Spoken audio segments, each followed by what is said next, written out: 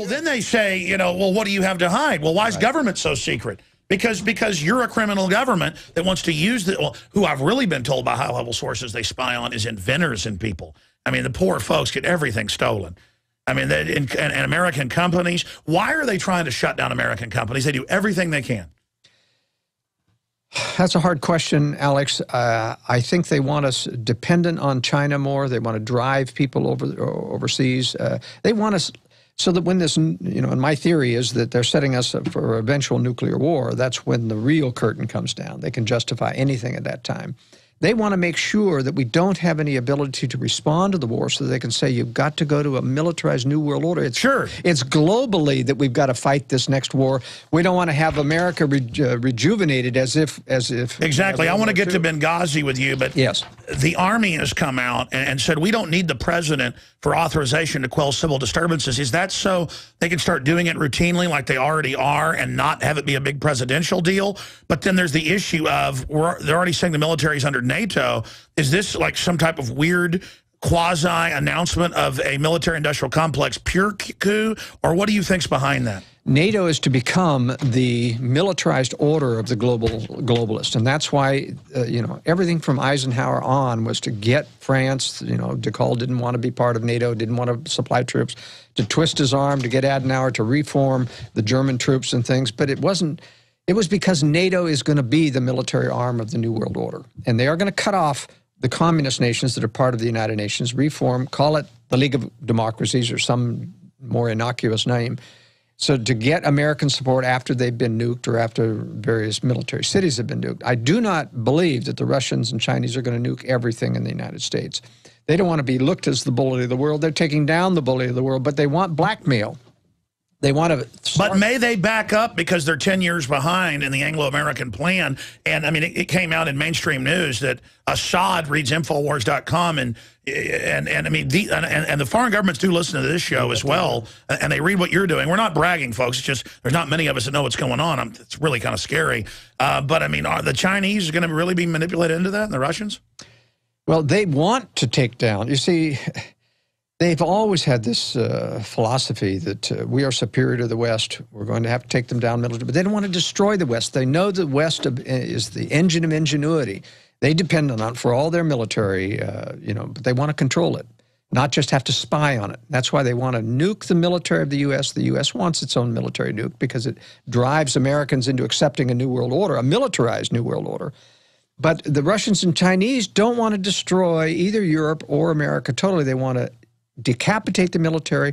They want to take down the U.S. socially with an EMP strike, which will happen about 20 minutes before the actual nuclear strike on American military targets and communication targets. And then they'll issue a blackmail notice. Give up, you know, and everyone will be acceptable to that. I mean, literally, in the sense that, you know, what is there now that the military? But our leaders will come out of their bunkers and say, no, no, the Russians and Chinese deceived us, and finally they'll have the gumption to say, we need to fight. And everything the U.S. puts out about China now is pacifistic. Oh, no, it's not a problem. And they know that everybody will line up, and then the secret weapons roll out. That's right. It's the real deal, and we take over the world. But now it's a fascist, Anglo-American, eugenics-based New World Order. That's right. And all of this is leading up that we're talking about. You know, we're seeing the preparation for martial law. We're seeing the preparation for camps that are being established. And for 20-year wars. I mean, they're long-hauling. That's right. Seed bunkers, underground bases. But, you know, I am resisting the call that this is imminent because they're very smart that we're dealing with. This is preparatory. And when it is unleashed, they've got to have a proper excuse, or they convince the whole world that the government is tyrannical.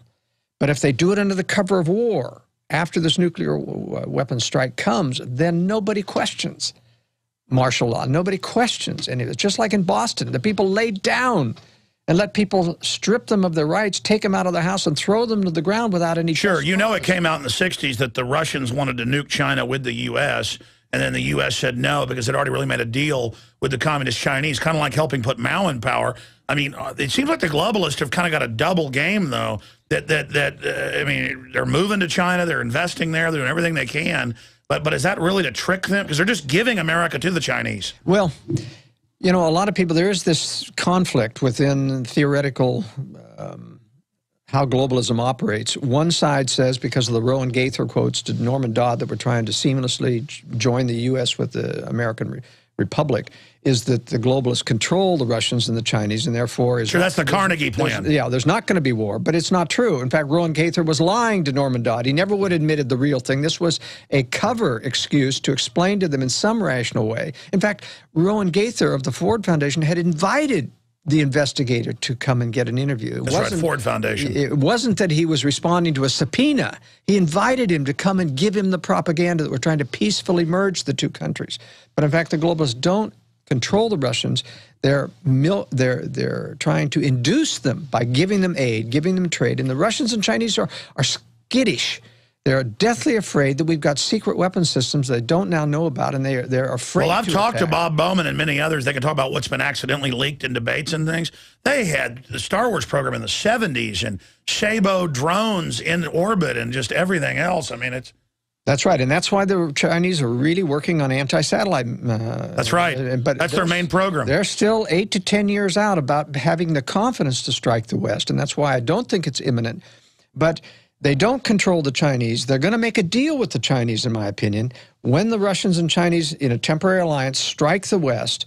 And when we start this new world order war, this great new patriotic war that they'll try to get anyone, enthusiastic about prosecuting, then I think they'll make a deal with China to attack Russia's rear, just as China and Russia, or Russia and Hitler went after one another. And we used Russia, knowing that they would be a predator, and gave them aid and trade. I think we'll lure China in with that same thing. And the globalists want that because, you see, after the war, instead of like World War II where they gave sovereignty back to the U.S. and all the countries wanted to be independent again, they'll have this great new enemy, China, that they built up and say, now we can't disband the military New World Order army because we've got this great threat. And so that's why I think the one thing that'll be different in World War III is we won't get sovereignty. And they're enticing the Chinese, not just all the deep water ports in the Caribbean and the West Coast and the East Coast, and not just the big Mexican ports, but they're giving them just the entire infrastructure. I saw a number, 98% of rare earth minerals. It was like 90% 5 years ago. They're just enticing, just come, just here, have it all. And I always look at it as just a globalist hatred of America, hatred of Christians, really the spirit of evil that animates them. And I'd warn the globalists, the Anglo-Americans, I don't think you're going to get away with this. I don't think it's going to turn out the way they think, because they've got all these thousands of bio labs just randomly splicing genetics. I don't think they're in control like they think they are. I think there's going to be catastrophes they don't even control. There will be a loss of control once this nuclear war starts, probably for at least 1.5 years, maybe 2 years. That's the time for America to reform in the liberty movement. And that's why strategic relocation is so important, because you can't do it like we're now. We're now spread out all over the United States. Everybody's alone. Everybody feels alone. Somehow, and I think it's through the instrumentality of war, the Lord is going to drive people together and drive people out of the big cities. There won't be any job to keep you there anymore. No excuse not to relocate. It's just that if you didn't do it prior to that, you're going to be out on the roads, with masses of people like in Germany fleeing from the Russians. That's not what you're... And by the way, they say it's kooky to get ready and geared up. All government's doing is gearing up, acting like it's the end of the world. Deep underground bunkers. This is not against terror that they're preparing. They know there's a nuclear And they know when they emerge, their enemy is going to be the liberty movement. So they're preparing the giant cadres, no longer secret armies, for war with us. That's right. And I think... And they're not going to... And, of course, they're not going to make a deal with us to stop this because they hate us.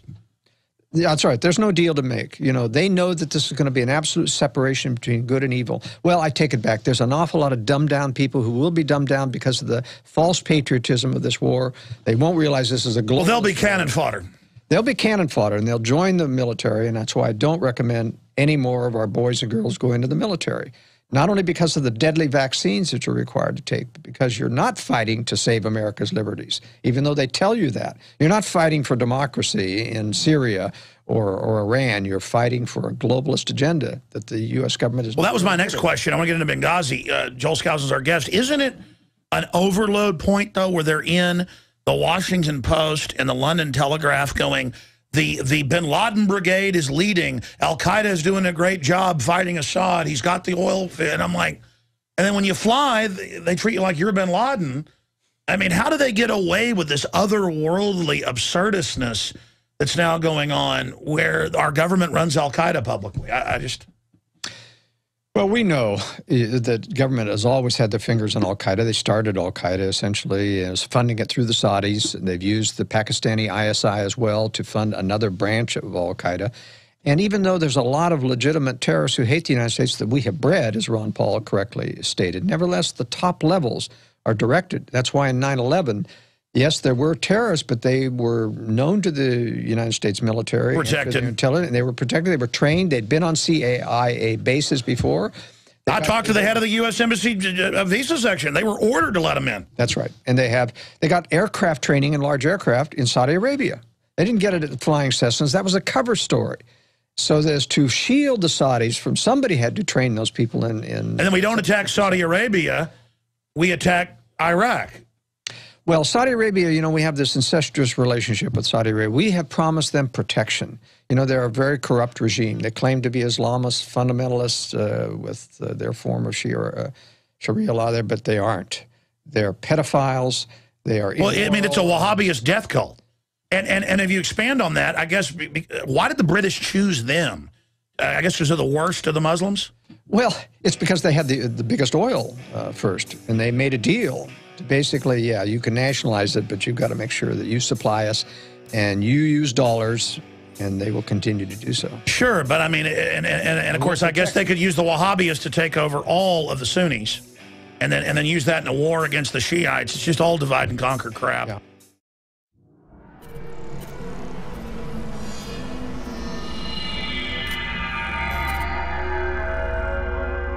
While we fight to retain our liberty, while we fight to expose globalism, we have to realize we're talking about a very powerful combination of power. Renowned author and expert Joel Scousan breaks down the globalist plan to shut down America and stage a new world war. In one day, America will go from day to night. And if you haven't prepared in advance, there's not enough time to prepare in 24 hours, even if you saw it that early. Coming to the InfoWar in November is our new documentary film presentation. Strategic relocation is a systematic way to think strategically in the future about how do I safeguard. Joel Scousan, Strategic Relocation.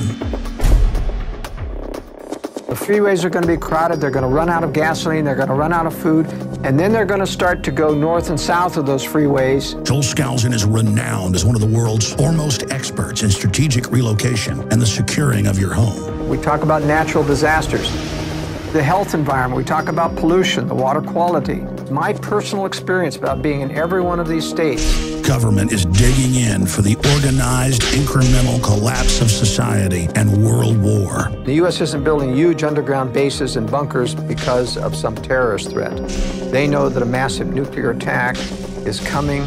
They want that attack to come. Most people won't even be ready and won't be able to get out of town when any of these nuclear weapons fall, because there'll be absolute panic. There is no preparedness without strategy. What I tell people is that you do have time. Prepare wisely in advance. This Christmas, give the gift of preparedness. Strategic Relocation, the film, with Joel Scousan and Alex Jones.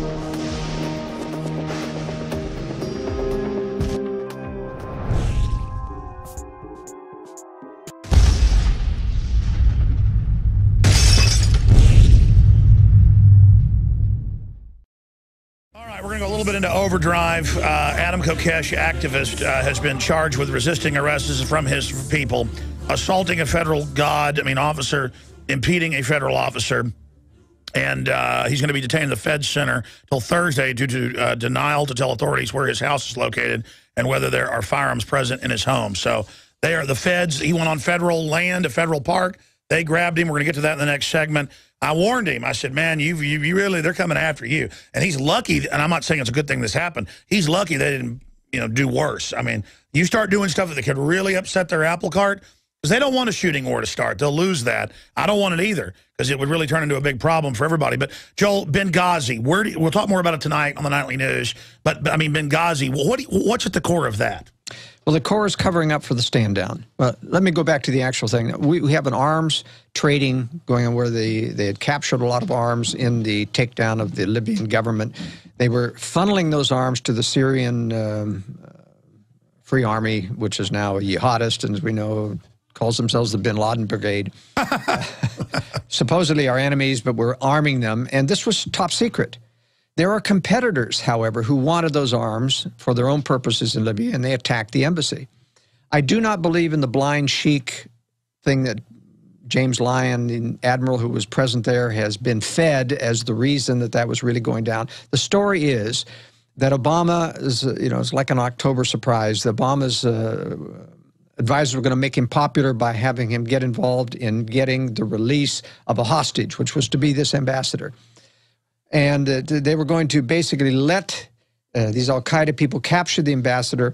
Then they were going to negotiate, and they were going to get the blind sheik released, which the government could have done any time. Do you believe that or not believe it? I do not believe it. And the reason I don't believe it is because it would have been very easy and less lethal to set it up so the ambassador on the way to this annex was captured. Well, of course, and too much could go wrong. What do you really think happened? I think they were transferring missiles. They wanted it covered up.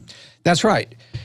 And they knew that if the ambassador survived, there would be a congressional investigation on this. And this guy was apparently, even though he was knowledgeable of what he was doing, he was taking orders, a good yes man to the government, he would have talked. So they decided to let him die, let everybody die. And that's why there was a stand-down order. Don't let any reinforcements. Unfortunately, about 30 people survived, wounded from that, who didn't die in that. And they could have talked as well. That's the only reason to explain why they took him to Walter Reed, after Germany, to Walter Reed Army Medical Center and kept them incommunicado, meaning that they aren't allowed to talk to the press, even your family. Well, exactly, but I watched Hicks and others. They were freaked out. They were angry. Those were real testimonies. Yeah, those weren't the witnesses that I'm talking about. No, I understand. There's others. Those are mild whistleblowers, and Greg Hicks did a good job talking about the stand down.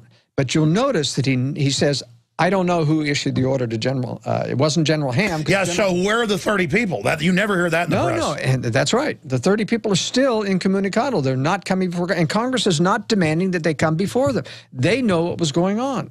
Oh, my goodness. I knew that, and just hiding in plain view, but hadn't covered it. See, a lot of people thought, well, Greg Hicks are the whistleblowers. No, they aren't. They're mild whistleblowers. They aren't the ones that are really trying to keep away, who were there during the attack, who knew about the stand down, who knew about the orders. And the point is, General Ham knows because he was replaced.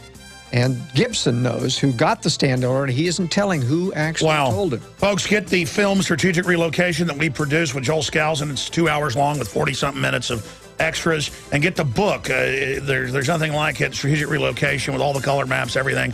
Available at InfoWarsStore.com. He's also the best-selling author of The Secure Home. Do it on the cheap or expensive. He's got it all in there. InfoWarsStore.com.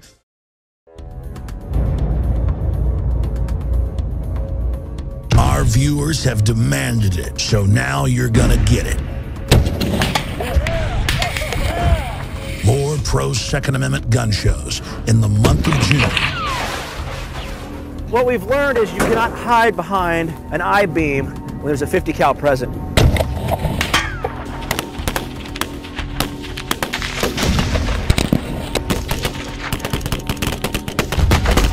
Brothers in Arms, 50 cal ammo review, and more. Coming in the month of June to the InfoWar.